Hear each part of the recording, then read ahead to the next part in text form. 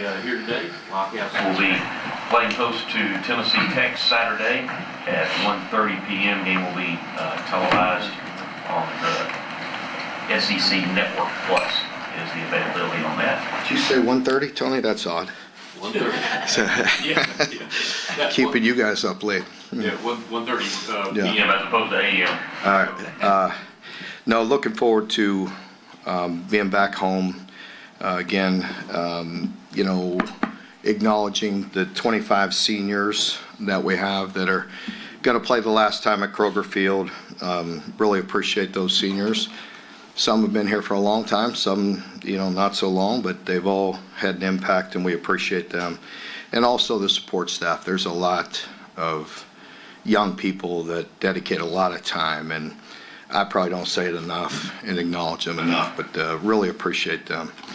Obviously pleased with the victory to get back home and get a good win over Florida. Meant a lot to our team, to our fan base, and to everybody. So, really good and complete game. Just pleased with offense, of efficiency, defense, special teams, across the board, played extremely well. And, once again, I think our players, we've been talking about it, continuing to play with the great effort that they play with, but the execution has been better. And, certainly, you can't say enough good things about Cutter and the way he is playing. I thought, going back and, obviously us as a staff watching it Sunday and, even buzzed it again prior to this, coming in here, so effective. Sure, we'd like to have a couple of those turnovers back, the fumble and the interception. You take those away and absolutely played lights out. Felt like during the game that we could have thrown it a bit more, but you really look at the way the game played out. He was very effective in the first half. The second half, we actually called, because I was thinking about that when he played. You watched it. We called, the first 6 plays of the second half, we actually called five passes. Then, he scrambled for one, got the first down, and the next thing you know, we're feel like you could put a dagger in them. We ripped off some runs, got it in the high red, and we're able to pound it in. And then the very next possession, we ripped off the long run. And, Cutter's day was about over with throwing the ball at that point. We didn't need to, and, just wasn't smart. And, I wanted to play ball, and he needs the snaps, but didn't also want pulling the ball down, running around, getting some kind of senseless injury or things like that. And then also pulled him out with, 9 minutes to go in the game. Very good game by him. And, across the board, I thought the offensive line played very well once again. The running backs, the receivers are all stepping up. Defensively, you can't say enough good things. Coach White, defensive staff, and certainly those players, as I've said over and over again, have great pride in what they're doing, have really responded the right way and played extremely well. Back to back, probably, 2 of the better games that we've played around here in a long time defensively, and it says a lot about them and their character, and so really appreciate the effort. And once again, special teams were solid. Tennessee Tech is a team that has not experienced defeat this year, so anytime you play a team like that, they know how to win. They're obviously well coached and a good football team. So we have to continue to do what we've been doing, and that's concentrate on us no matter who we're playing. Just continue to play with the effort, continue to have great weeks of practice, and worry about, approaching this week and starting today with having a great week. Let's worry about Kentucky getting better and carry that over to the game. Mark, with how Cutter has continued to really flourish and get more and more comfortable, are you guys able to just give him more in that offense and let him do a little bit more ad-libbing? I mentioned I feel like Bush has really done a good job. Certainly the second part of the year of getting better at the things that he does well. We've dressed things up nicely. He's done a nice job with some motions. Cutter's certainly processing it. And then there's some things that's happening during the game that you love to see. Just the way he's throwing the ball, the spots that he's throwing it. And as you do that, you see people making, good catches. And a lot of things just look routine, which is what we all like. When you're just sitting there watching ball and seeing things look routine, that's what you want. But I think receivers are making really nice catches. I thought the third down efficiency was exceptional. A couple third downs that we didn't get, we converted the fourth downs. I also think the 2 fourth down conversions that we got to open up the second half, I believe that was the first possession of the second half, right? The fourth down. Because it was a 13-play drive. The fourth down conversions were huge. I mean, that's demoralizing, as you're on a long drive. Mark Simmons, Green, and Jordan Waddell. Yeah, I wanted to address that with my opening statement as well. Really disappointed for these young men and our team, but unfortunately they will be out the remainder of the year. So they have significant injuries that will require surgery. So really disappointed and really greatly appreciate the leadership that they've shown and the way they've played. Mark, do you think Alex will be back soon? I hope so. More than likely out at least a week or more as well. Mark, you talked about Bush's play calling. He said after the game that when he's calling it aggressively, he has to acknowledge sometimes bad things are going to happen. You just respond and move over. Is that a philosophy change, or is that just getting more comfortable with what's going on? I think we all, feel comfortable when the operation is like that. I mean, let's be honest. I mean, you could be coaching a team and no disrespect. Yeah. No, but and if you're throwing and catching and doing that, I mean, hey, Mark Stoops will throw it 50 times a game if it's efficient. I mean that. I do feel like there's always a physicality part of the game that has to be there. But the efficiency of the offense and throwing it, opens up other things as well. And you want to keep people off balance. And I think it's, the vision that's there in the location, and then the guys making catches. The players are growing as well. And I think that has a lot to do with the way the quarterback plays. Coach, David Rayner seems to be playing pretty consistent all throughout the season, but I feel like the last 2 weeks, you can just see how free that he's playing out there. Is that something that you all noticed as well? Yeah, I agree. Starting with the opening play of this game, I thought he was very aggressive and, pulled the trigger and made a very disruptive play on the opening play of the game. I think he's a guy that, he can play explosive. He has that knack for, maybe sometimes you're watching film, it's not perfect, but he plays ball, which is what you want out of an inside linebacker. Just the instincts there. He's played a lot of football, and he's been a really good leader. So very proud of him. Mark, is there an update on Tavion Gadsden? Yeah, Tavion, let's hope he'll be back to full strength this week. Yeah, we'll take it day by day right now. In his absence, Jaden Williams. Yeah, really good to see. Just really good. Sometimes it is a little different when you get into the games. And we want to see this on the practice field. We want to see consistency. We want to have trust to get guys into games. But when they get in there and they produce, that's a good thing as well. He usually has played quite a bit, rotating in there. So what have you just seen from him now that he's going to be asked to do more? Yeah, Cam is just, I have a lot of trust in Cam. He's played a lot, as you mentioned. Probably could play more, but those two guys are playing so good, with Ty and Jay Love. So I think they're both, they're all really good players. Cam is a guy that we look at as a starter, and he'll do a nice job. And, it'd be good to get Dylan going and certainly C4, he's a guy that's, we also have a lot of trust in. It's kind of that balancing act that you don't want to burn red shirts, for not a lot of plays, but we're getting kind of thin here, and the guys are very willing to play. Between the two of those youngsters, we have some games to play with, and so we just kind of try to manage that. the last 3 games here. Will there be any thoughts of maybe moving some corners or something like that to safety, or do you feel good about the freshman? No, we feel good about the young guys, being able to go in there and do that. We certainly could do that. I mean, Q Scott, you saw him actually the way we were rotating that defense. He was in a safety position there, and the overlap on the interception, just with the way we were disguising and doing some things there. He's very versatile, but he's playing so good at that position. You don't want to mess with that. And you've heard me say through the years how important that nickel position is. He's gaining valuable experience there and playing very well. And we kind of don't want to mess with that.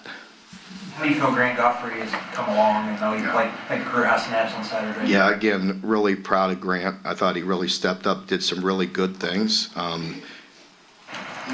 The experience of playing a talented team in space against Florida with some backs, you know what I mean? Want to continue to see proper angles, leverage, just playing. But he's, we appreciate it because we trust him more and more.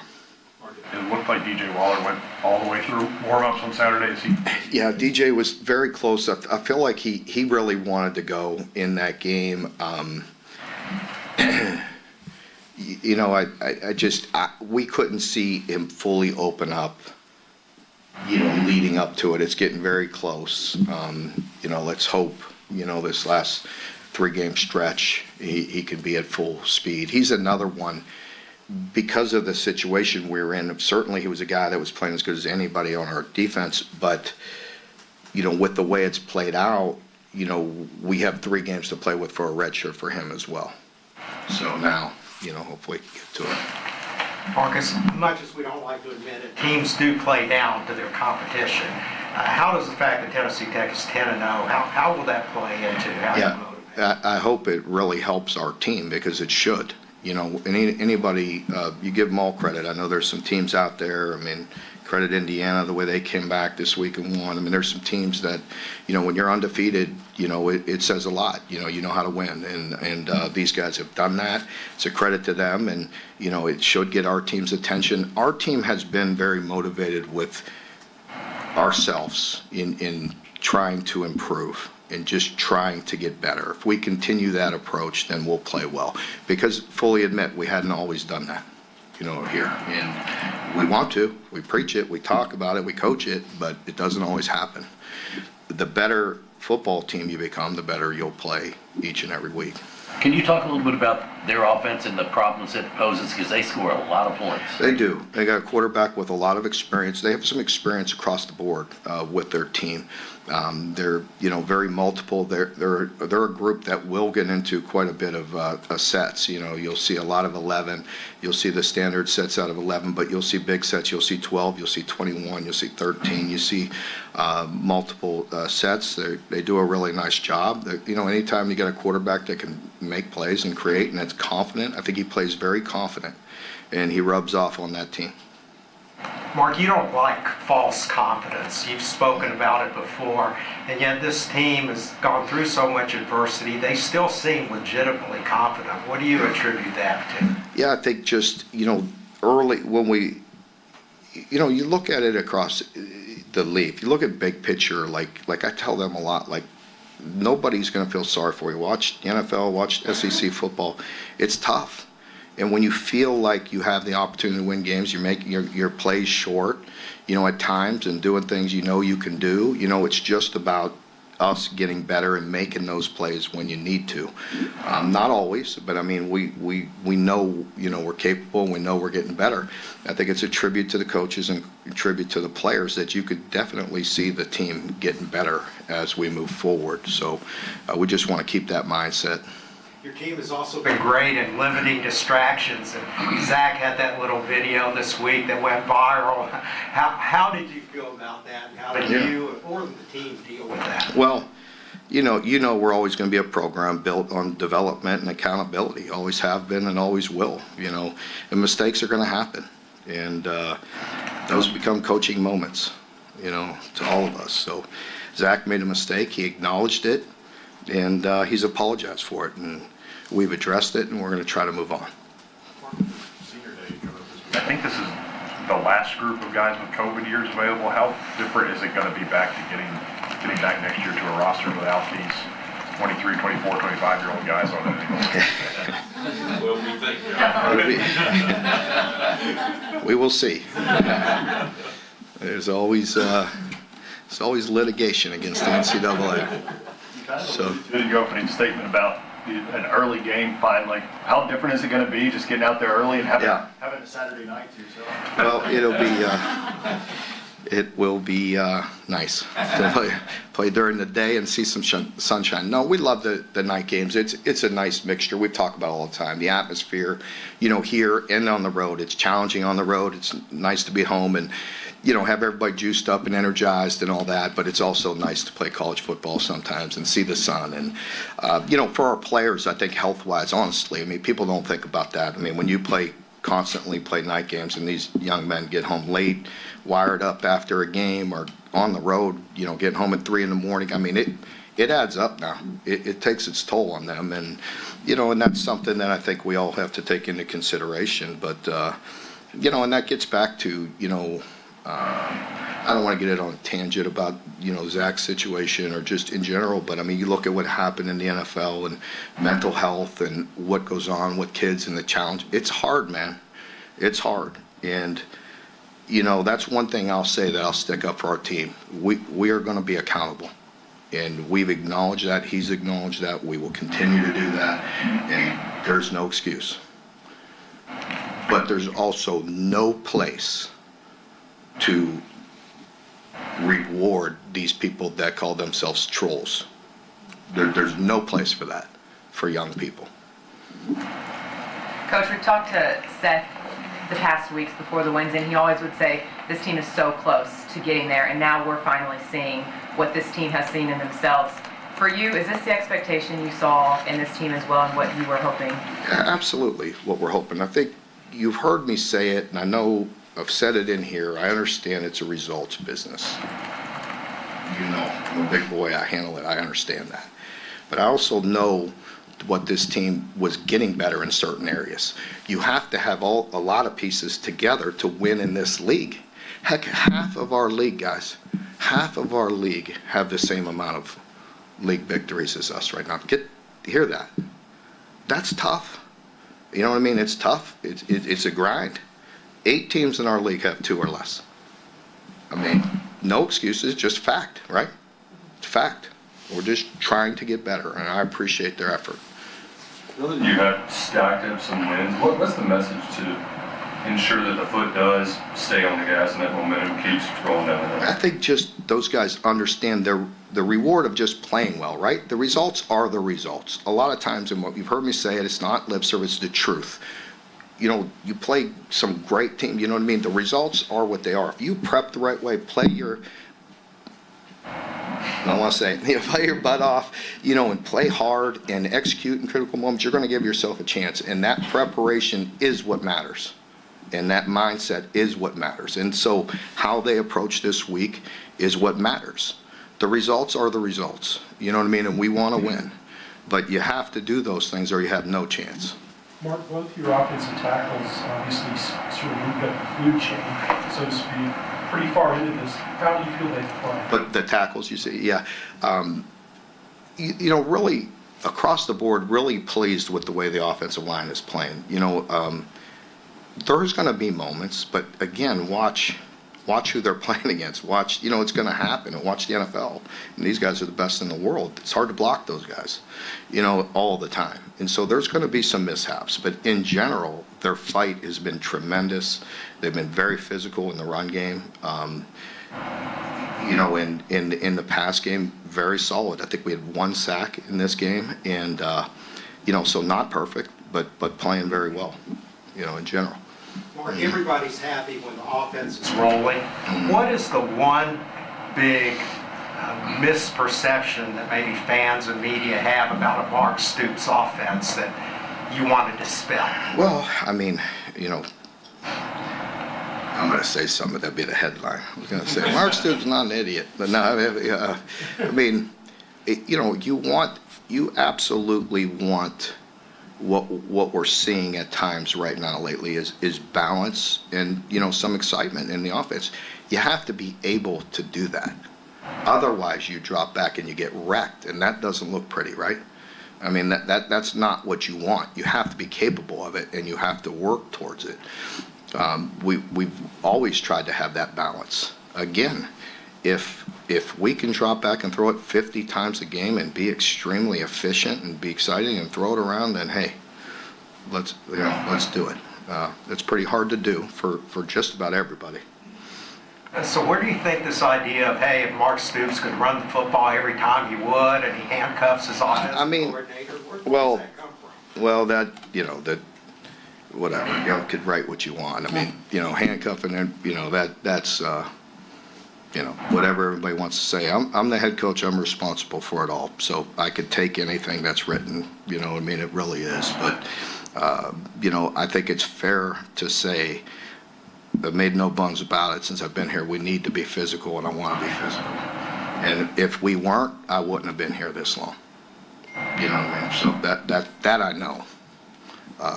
We want to do all things well. Brad said something after the game about keeping the taste in their mouth from the Tennessee game. Mm-hmm. Is that something you need to remind your guys? Like it can go. Yeah, I think it's definitely because you play so many talented teams. I mean, look at what number 8 did this past Saturday from Auburn. That's who we play every week. Like, those guys are on every roster. You know what I mean? They're scary. And, you have to play that way. I've always said this when I was a coordinator or whatever, like going back to being at Arizona and playing USC. Like, we traditionally played pretty good against those teams. I think, you have to have a sense of fear. And don't say that don't misquote me. Don't misquote me like I'm afraid of anything. Like, you think I'm afraid, let's go to the alley. You know what I mean? So, but you have to play with a fear that way. Does that make sense? Like, you have to play on edge and with a fear, with an alertness to you on defense, or you will be hurt. And it happens all the time. After the 2 conference wins, you were interviewed live on TV, and the issue with motions came up a couple of times. And then Cutter today on TV talked about the emotional state of this team, and he talked about how much these guys want to play for and win for you. Why do you think he feels that way? Why do you think that's permeating throughout the team? Well, I appreciate that, but I want it more. I think, what he means by that is he wants to play for all of us, and I'm part of that, all of us. And I want to win for them, and, so I appreciate that. We're all in this together. I've always said that. I'll tell you this, you remember I said it a long time ago, in here, that they do not have to worry about me. I will not flinch, ever. And I'll be fine. And, I want to win for them, and they want to win for us, all of us. And that's a great mindset. Last one, John. We talked so much about the bowl streak last year. How big would it be now that that's in reach again to get that back to where it was just? I think it's important.